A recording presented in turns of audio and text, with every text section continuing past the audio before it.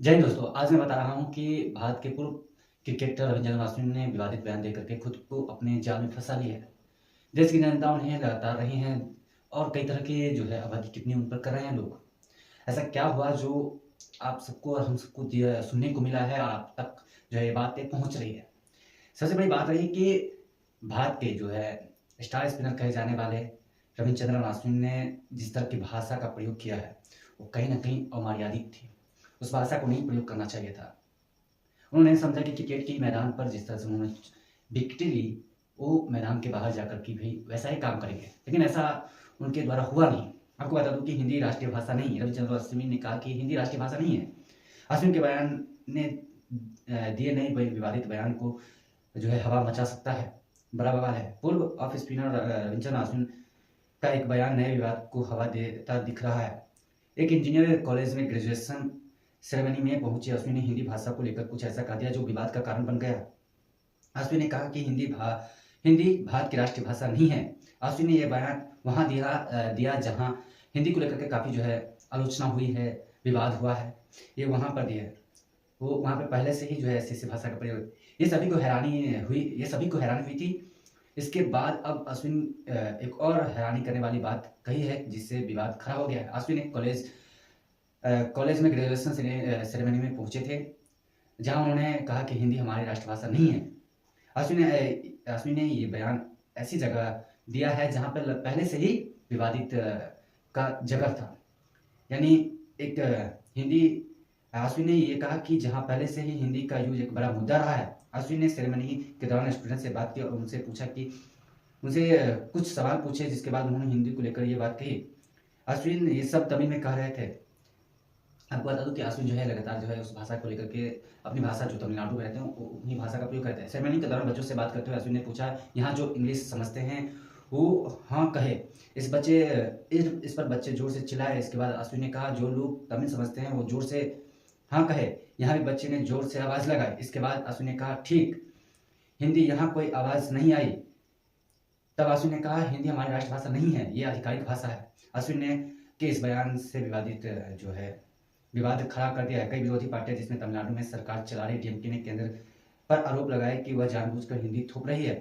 ये लगातार जो है अश्विन के बयान के बाद विवाद खड़ा हो गया है। कई लोग उनके खिलाफ उतर गए हैं। तो सोशल मीडिया पर अश्विन को लेकर जमकर ट्रोल किया जा रहा है। हालांकि कई लोग उनके साथ भी खड़े नजर आ रहे हैं। इस मामले को लेकर दो धड़ों में बंट गए हैं।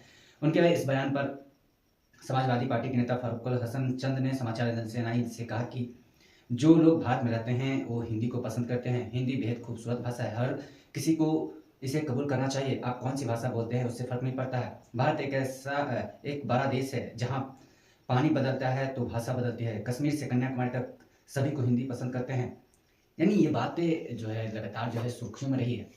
ये बातें हम नहीं कह रहे हैं, आप नहीं कह रहे। आप ये पहली दफ़ा की ये बात नहीं है, या पहली जो है कोई पर्सनैलिटी की बात नहीं है, या कोई बड़े लोग नहीं कहे पहली दफ़ा। इससे पहले भी कई लोग इस बात को लेकर के कहे हैं। आपको बता दूं कि इससे पहले टीचर सुदीप नाम का जो एक एक्टर्स है, उन्होंने भी कहा था हिंदी कोई भाषा नहीं। उन्होंने भी इस तरह की भाषा का प्रयोग किया था। और कई बड़े जो वहाँ के कलाकार हैं वो भी हिंदी भाषा को लेकर के लगातार जो है सवालों के घेरे में हैं। उन्होंने कहा कि हिंदी हमारी राष्ट्रभाषा नहीं हो सकती है। कैसे आप कह सकते हैं कि हिंदी राष्ट्रभाषा नहीं हो सकती, जहाँ पर हिंदी में हर कुछ लिखा जाता है। हिंदी से हमारी जहन लिखा जाता है। जिस हिंदी से हमारी अ से शुरुआत होती है, उस हिंदी को हम कैसे भूल सकते हैं। जिस हिंदी भाषा में हम राष्ट्रगान को हम प्रारंभ करते हैं, उसमें भी हम हिंदी भाषा का प्रयोग करते हैं। जहाँ जहाँ हम दौड़ते हैं वहाँ वहाँ हमारी जो है भाषा प्रयोगिता के लिए। हम मानते हैं कि आपकी मातृभाषा अलग है, आपको मिठास लगती है आपकी मातृभाषा, हम मानते हैं कि आपकी पसंद है, लेकिन राष्ट्र की भाषा हिंदी है। आप कहिएगा नहीं कहिएगा, आपकी थोपी हुई सरकार कहेगी नहीं कहेगी, इससे हम नहीं मानते। ये तिमिलाई हुई सरकार है, ये वहाँ की सरकार है, ये यहाँ की सरकार, ये बातें नहीं चलती। आप देखिए कि ये पहली दफ़ा होती या दूसरी दफ़ा होती, ये नहीं, ये कई सालों से आती है जो है हवा हवाई का फायर होता रहा है।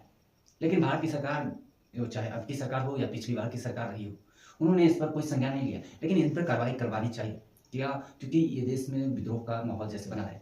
भारत के जो है पूर्व स्पिनर है, इन्होंने वर्ल्ड गावस्कर ट्रॉफी में संन्यास लेने का फैसला लिया थे और वहाँ से लोग उनको काफ़ी ज़्यादा पसंद करने लगे थे। लेकिन अब जो एक नया विवाद खड़ा कर दिया है, इससे उनकी जो है इमेज थोड़ी सी ना गिर गई है। जो लोग उत्तर भारत के हैं वो काफ़ी नाराज़ होंगे उनसे। उनसे इसलिए नाराज़ हो गए क्योंकि हमारी राष्ट्रभाषा हिंदी ही है। आप जाइए, बिहार जाइए, यूपी जाइए, आप दिल्ली जाइए, या आप राजस्थान जाइए, या महाराष्ट्र जाइए, यहाँ जाइए, या फिर उत्तराखंड जाइए, या फिर मध्य प्रदेश जाइए, वो आपको यही भाषा का प्रयोग होगा। हिंदी भाषा ही मानी जाती है सर्वमान्य।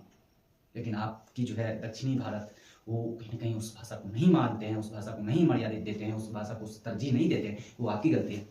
आप किसी लॉ कॉलेज में जाते हो या किसी ग्रेजुएट कॉलेज में जाते हो, तो वहाँ पे आपकी हर भाषा का प्रयोगता देखी जाती है, लेकिन हिंदी आपकी भौतिक अधिकार है, आपकी मूल अधिकार है हिंदी।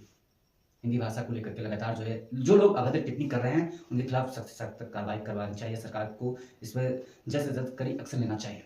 इस पर आपकी क्या राय है? आप प्लीज़ कमेंट बॉक्स में ज़रूर कमेंट करें।